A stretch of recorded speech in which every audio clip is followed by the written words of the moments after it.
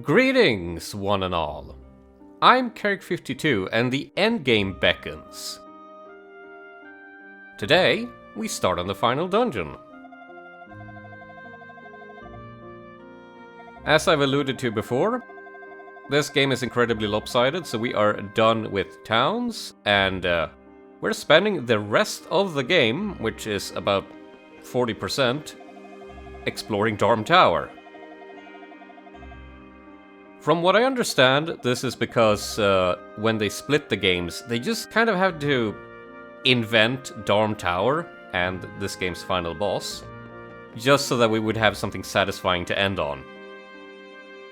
Which would explain why it just feels so strange compared to every single final dungeon in any other game.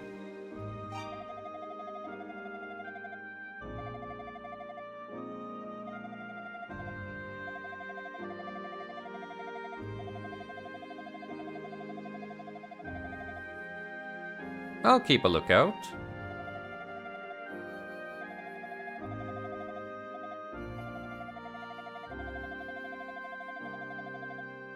So here the game is being nice to you and not even allowing you to enter unless you have all of the silver equipment.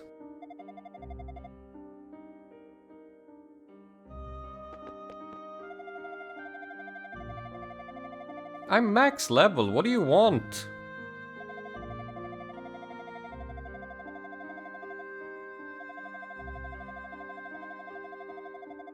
We'll be fine.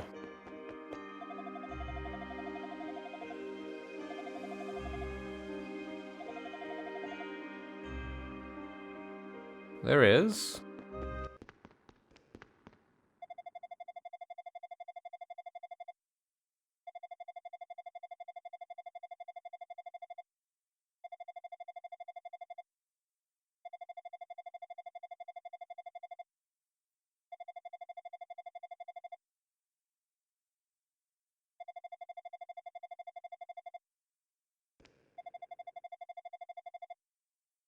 What about it?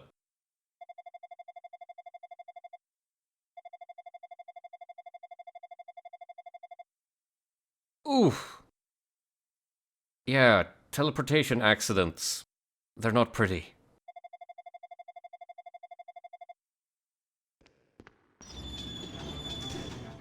Welcome.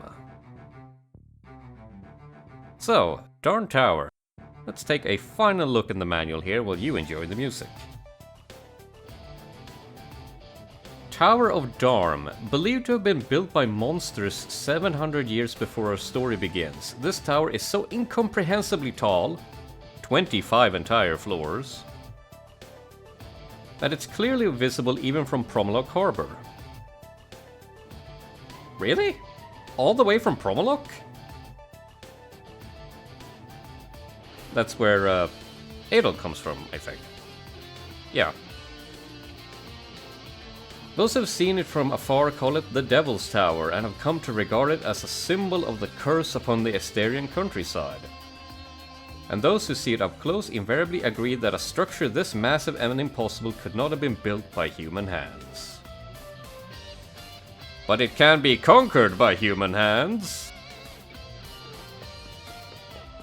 So one of the big changes with this version of the game compared to other ones is that since we begin at max level, the enemies really aren't a threat, and you don't really have to care about...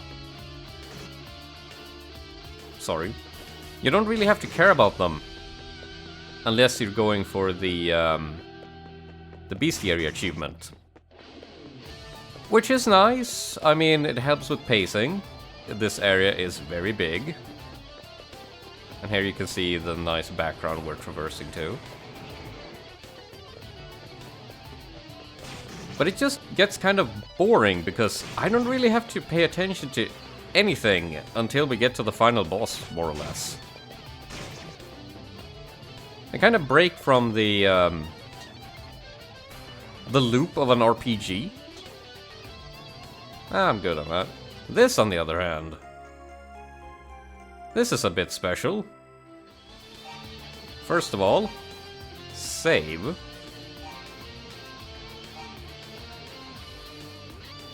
Evil Ring. Blood pattern ring that taints and slowly kills its wearer. Really? Slowly, my ass!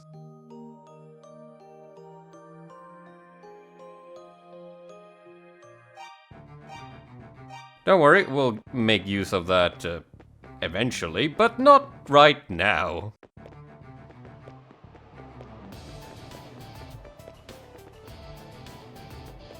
And another thing that just makes things easier is that every floor has an access to a heal spot outside. So even if you don't want to use the heal ring, you're still pretty well covered.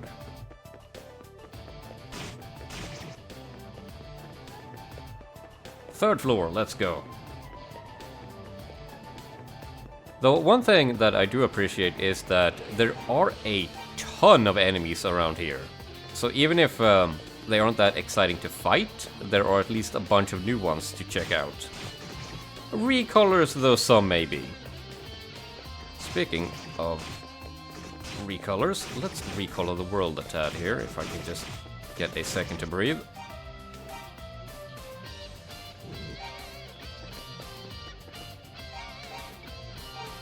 Hello.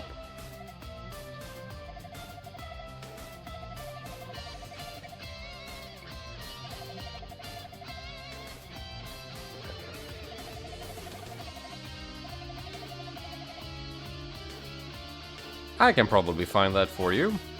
But yeah, there's just a weird old man here.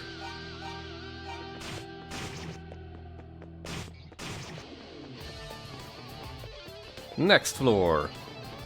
So, 25 floors sounds like a lot, but a lot of them don't really do much. Especially since I came prepared. As you can see here, there's an empty chest. And that's to give you the some backup equipment for later. But I already bought it, so there's nothing for me to pick up. Okay, 5th floor. Anything interesting here?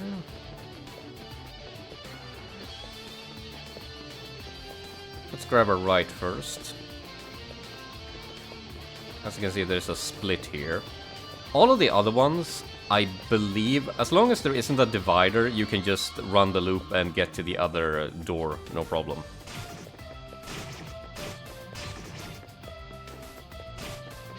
These guys are a little bit tougher, but still, not a biggie. There's another backup treasure chest. That's about everything you'll find in here. Let's go back and make our way towards some progress.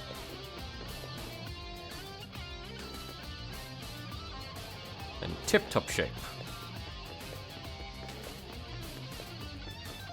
Yeah, it is surprisingly straightforward. There are some tricks in there, here and there, but it's really just... Here, have a dungeon. Go. It's big and chunky. Go kill shit.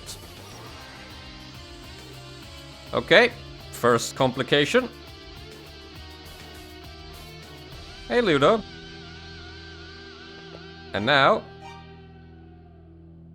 all of our silver is gone.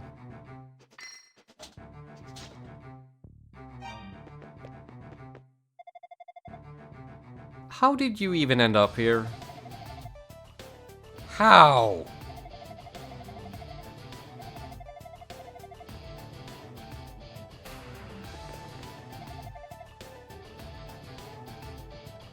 There are things to stab, and books to find.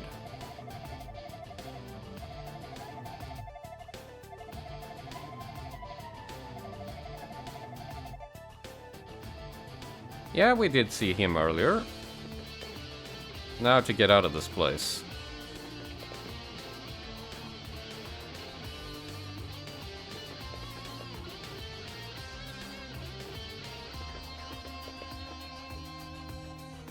Come on. Has to be like a brick or something. There's always a secret entrance or something. Come on. Hello? Are you sure? Yeah, say hello to Dogi the Wall Crusher. The best character in Ys.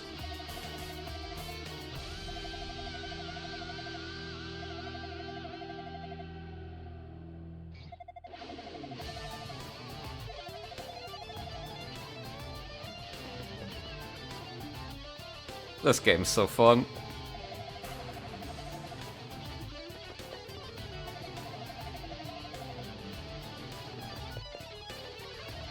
And with that, I think we have all of the character notes. So let's check through them and see if there's anything interesting here.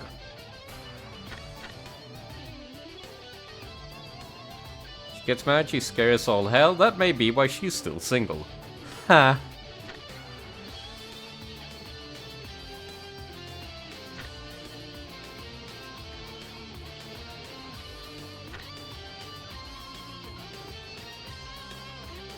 Incidentally, he's not bald, rather he apparently shaves his head every day.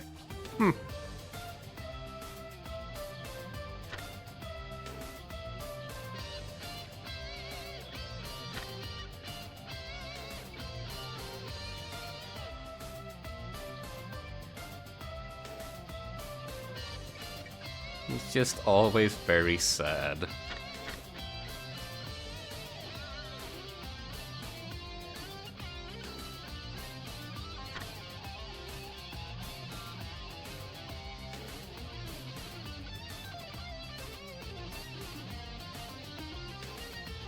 Cheryl is unwilling to leave her buddy Danny behind, even more of a menace than he is, always plotting an escape to Minea.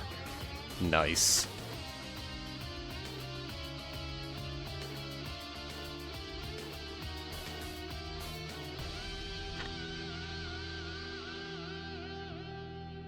Constantly dwells on his prior success, which just brings him down. Oof. Oh yeah, Karen. She has more free time than she knows what to do with. As a result, she's been thinking about joining the militia. Oh yeah, and there's a ray up.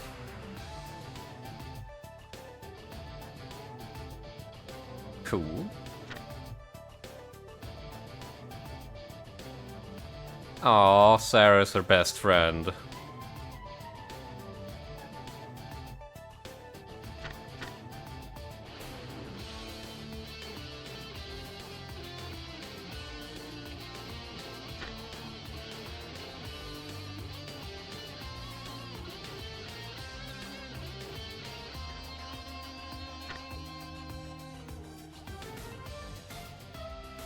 Believes climbing one of those trees would be the best feeling in the world. You know what? To him it probably would be. It's been many a year since I was at the top of a big tree, but it is pretty rad.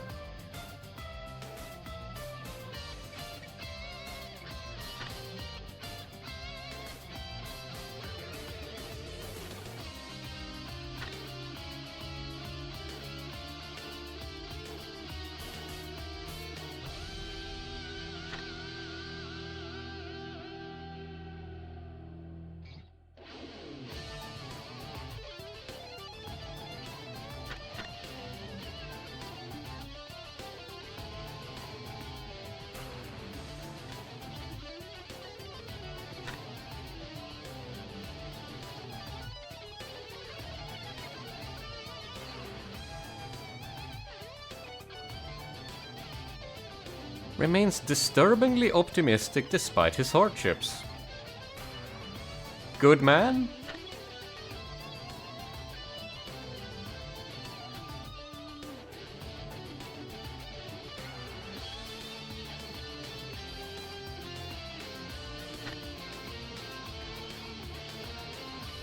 Good old Dr. Klaus.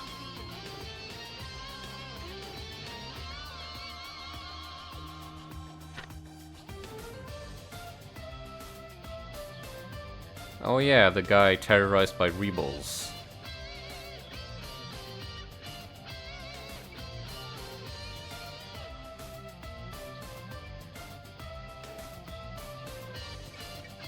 Sleeps off his pain dreaming of naughty things.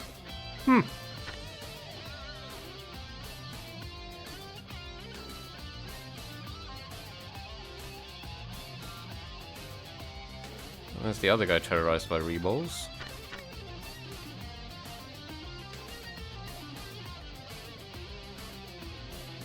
Him may be a scumbag, but he is a useful scumbag.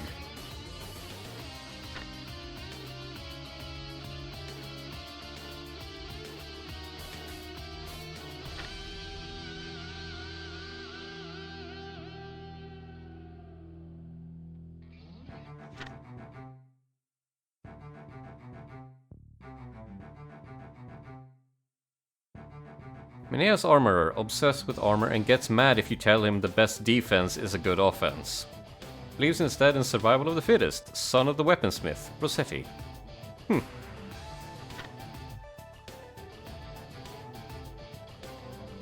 Minea resident who once climbed a rhoda tree all the way to its tippy top.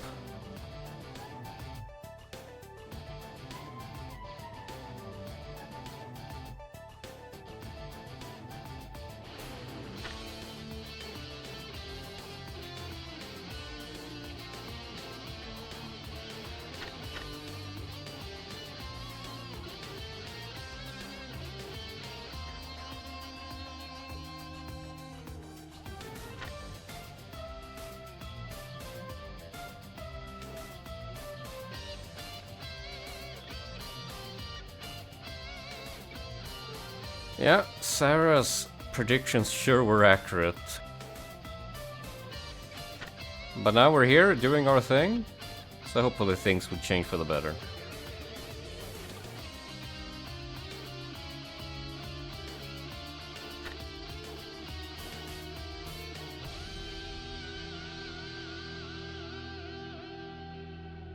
Only child in Sepik. Poor guy.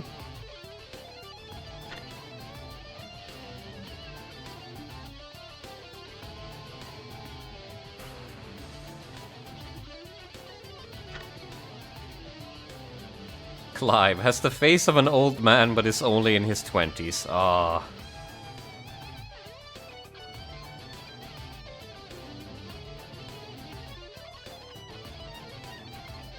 Keep on praying, my guy, the goddesses will show up eventually.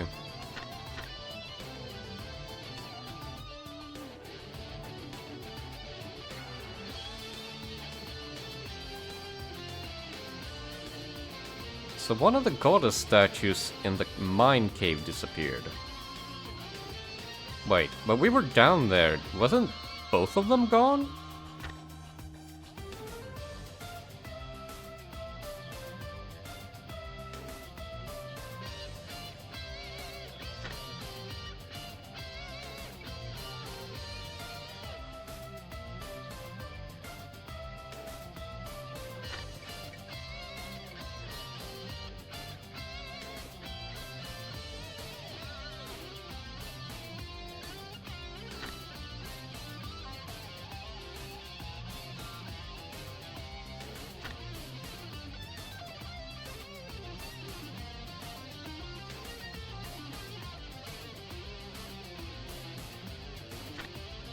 And then the last four. Not much to say about Fina, but that makes sense. Dogi, one of Goman's men with a penchant for breaking walls. Rescues Adol from prison in the Tower of Darm along with Lutagema. Strong, kindly and loyal, he and Adol quickly become friends. They really mean that. He is a mainstay for the rest of the series.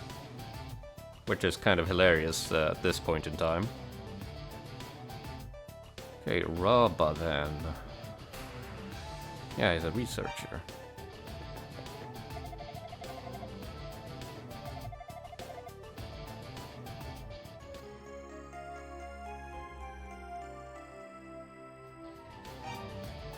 Can do.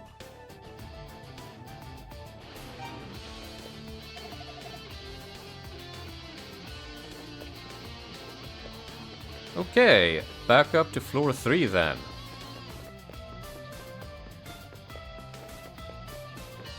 Here's the corridor again. Let me just be quick. Come on.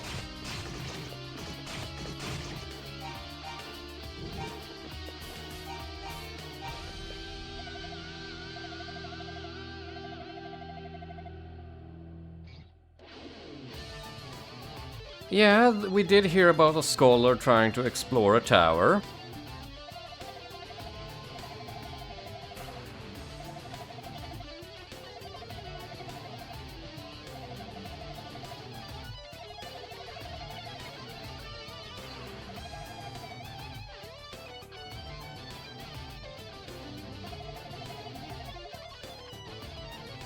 I'll explain that he entered Darm Tower in search of the Books of Ys.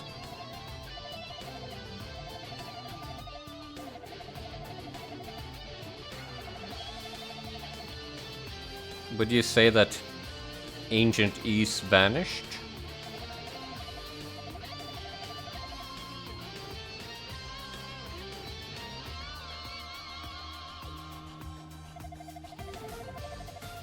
You know, compared to a certain other tower-seeking scholar in Trails in the Sky, you sure know a lot about this.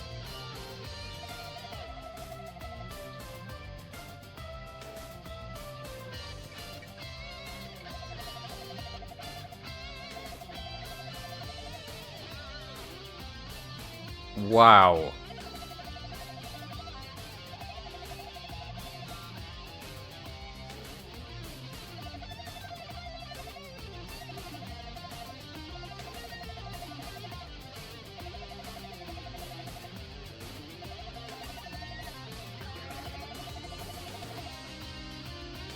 Sure do.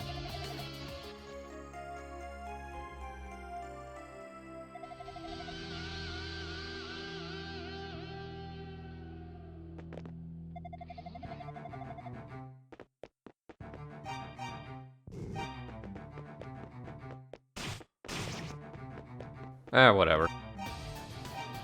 Back up we go. When Adol came to, he was once again in a prison cell. It seems he wasn't paying much attention. How embarrassing for him. Well, shit. Dogi... Hey! I make no promises.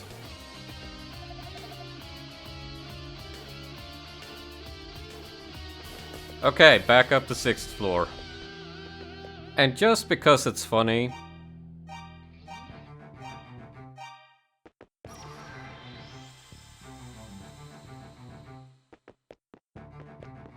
Dogi!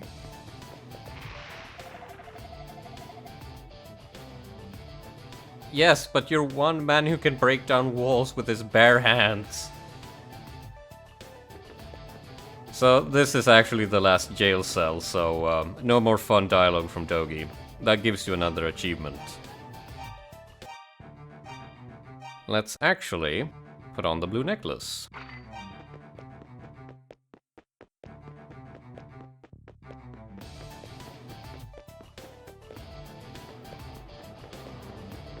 So, what awaits us on level 4? New enemies and a real treasure chest.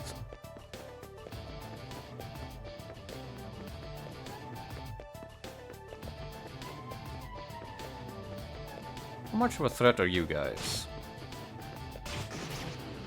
Not much.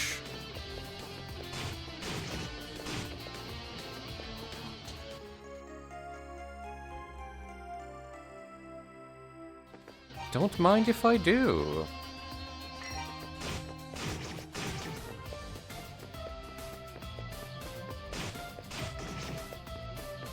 So it's not much of a, prison escape where you have no equipment, especially with how fast you can get it back.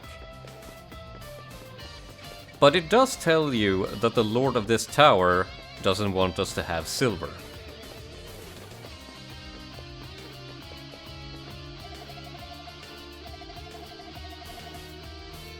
We are doing stuff, I guess. Adol explained his reasons for infiltrating the tower.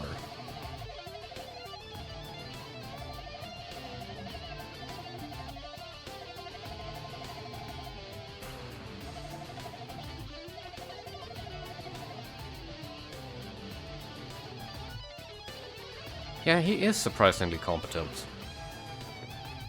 The guy in Trails in the Sky just kind of runs away like a coward and hopes for the best.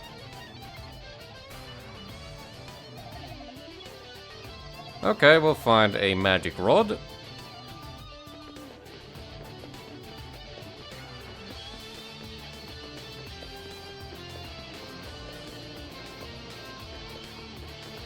Let's see if this is the path I was after. So this is 8th floor. That goes to 9. Yeah, so we're skipping to 9 fast here. Because this is where the silver shield is.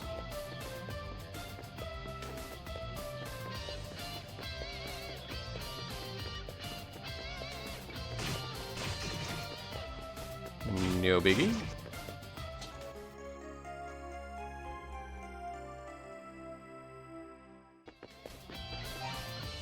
And of course the statues come alive. Let's grab one for the notebook. There we go. Yeah, it just is pretty boring that I have so little reason to fight these things, and the level design does make it difficult to avoid everything, but you can still get by just fine.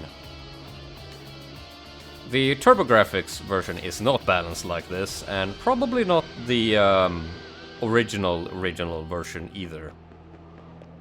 Which you can play on Master System, where they localize Adol as Aaron.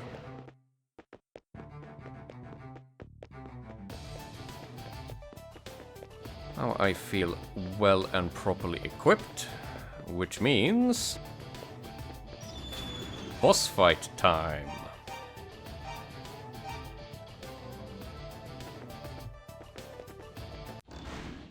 Say hello to Pictimos, who's kind of a joke. I'll credit this to 2 things. Oh, to 3 things, actually. The better hit detection, the sound design, and the fact that his pattern is so much easier in this version. Because he always throws out 3 at once. And I haven't even been hit yet. There. And it's not murder for damage either.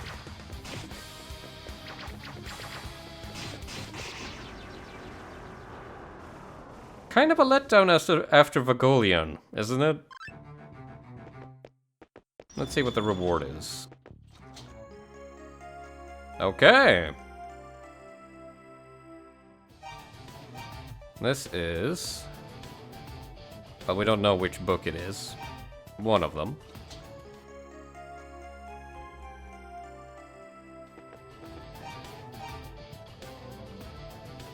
Ordinary iron hammer. Fairly heavy. Could be used to break stone. Okay then. I think that's enough for this episode. We're about a third of the way through here. 9 out of 25. And we beat a boss. But more challenges and more backtracking await. So until then, farewell.